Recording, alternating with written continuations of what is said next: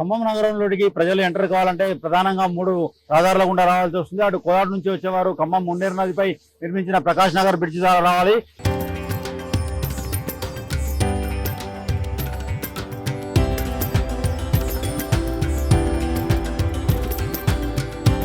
తరతరాలుగా తరగని స్వర్ణ బంధాలు మన మానిపల్లి జ్యువెలర్స్.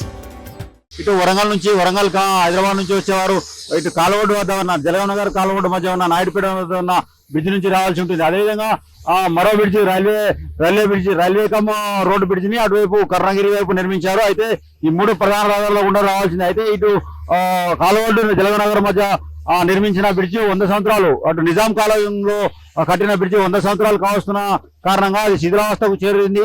ఆ శిథిలావస్థకు చేరిన కారణంగా ఇక్కడ ఆ తీగల వంతెనను 180 కోట్లతో తీగల వంతెన నిర్మాణం చేపట్టారు. అయితే తీగల వంతెన నిర్మాణం పనులు శరవేగంగా కొనసాగుతున్నట్టు చెప్పుకోవచ్చు. అయితే మనం 2024 ఫిబ్రవరిలో ప్రారంభమైన తీగల వంతెన పనులు కొనసాగుతూనే ఉన్నాయి. అయితే 80% పనులు ఇప్పటికే పూర్తి కాగా అటు జలగం నగర్ వైపు, అటు జలగం నగర్ నాయుడుపేట వైపు ఉన్న ఆ ప్రాంతం అంతా అటు పూర్తిగా వచ్చింది నిర్మాణం. అయితే ఇటు కాలువడ్డు వైపు ఉన్న నిర్మాణం మాత్రం ఇటు వక్ఫ్ భూములతో పాటు దుకాణాలు, ఇండ్లు ఉండడంతో ఇక్కడ భూసేకరణ జరిగింది. భూసేకరణ జరిగిన 26 కోట్ల రూపాయలు భూసేకరణ బాధితులకు ఇవ్వాల్సి ఉంది, భూసేకరించిన నిర్వాసితులకు ఇవ్వాల్సి ఉంది. అయితే 26 కోట్లు ఇవ్వడంలో జాప్యం కారణంగా ఇక్కడ పనులు బాధితులు అడ్డుకున్నారు. దీంతో ఇటు పనులు నిలిచిపోయాయి.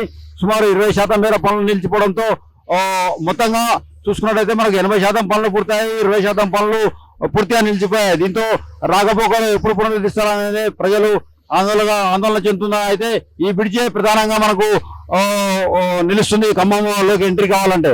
అయితే 180 కోట్లతో నిర్మించే ఈ బ్రిడ్జి 1.25 కిలోమీటర్ల మేర ఉంటుంది. అయితే దీనికి మున్నేరు నదిలో 2 బాహుబలి పిల్లర్లను ఏర్పాటు చేసి ఆ 2 బాహుబలి పిల్లర్ల మీద ఈ తీగల వంతెన ఏర్పాటు చేశారు.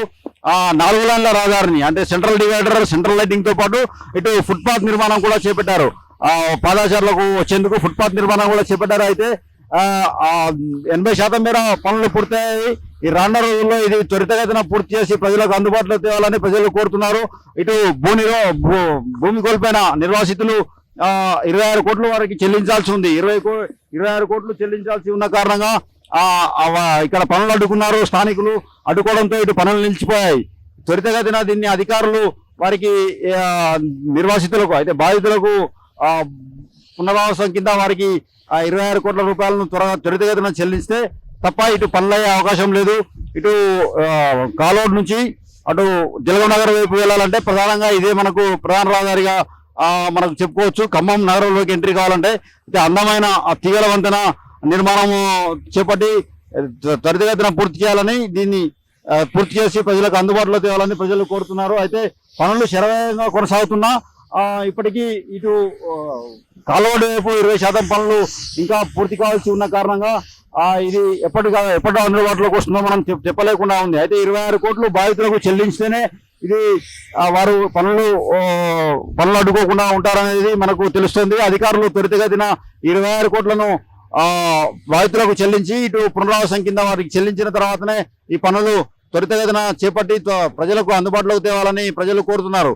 రానున్న రోజుల్లో ఇది అధికారులు ఆ పునరావాసం కింద బాధితులకు 26 కోట్లు అందజేసి పనులు ఇటు శరవేగంగా పూర్తి చేసి మిగిలిన 20% పనులు సైతం త్వరితగతిన పూర్తి చేసి ప్రజలకు అందుబాటులో తేవాలని, అటు ఖమ్మం ట్రాఫిక్ కష్టాలు కూడా బాగా పెరిగిపోయాయని, అటు ఒకటే బ్రిడ్జి కావడంతో మేజర్గా వరంగల్, హైదరాబాద్ నుంచి వచ్చే వారదారులకు అటు ఒకటే బ్రిడ్జి, కర్ణగిరి వద్ద ఉన్న మున్నేరుపై ఉన్న బ్రిడ్జి ఒకటే కావడంతో అటు ట్రాఫిక్ కష్టాలు తలెత్తున్నాయని, ఇటు కింది నుంచి వదులుతున్నారని డస్ట్ ఇదంతా కారణంగా ట్రాఫిక్ సమస్యలు, డస్ట్ దుమ్ము లేవడంతో వాహనదారులు ఇబ్బంది పడుతున్నారు. రానున్న రోజుల్లో ఈ త్వరితగతిన పూర్తి చేసి ప్రజలకు అందుబాటులోకి వచ్చే అవకాశం ఉంది. వీడియో జర్నలిస్ట్ నాగేందర్తో హరీష్, RTV ఖమ్మం మున్నేరు బ్రిడ్జి నుంచి.